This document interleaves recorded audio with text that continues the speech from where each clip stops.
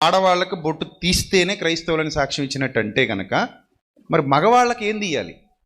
అందుకని అది వద్దు. అనవసరమైన వివాదాలు రచ్చ చేయకుండా అన్న చెప్పినట్టు 1000 మందిని సత్యలోకి నడిపించారని చెప్తున్నప్పుడు మనం మంచి మనసుతో ఆత్మలు రక్షించి ఆత్మల్ని దేవుని సన్నిధికి నడిపించి వారి హృదయాల్లో ఉన్న చీకటిని తీసేయాలి.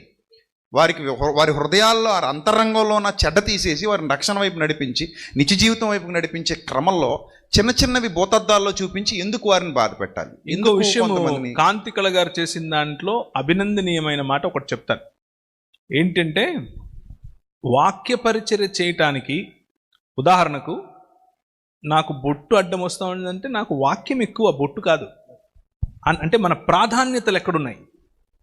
మన ప్రాధాన్యతలు అలంకరణ మీదనా, యాక్సెప్టెన్స్ మీదనా, లేకపోతే వాక్యం చెప్పేటప్పుడు రిసెప్టివిటీ మీదనా?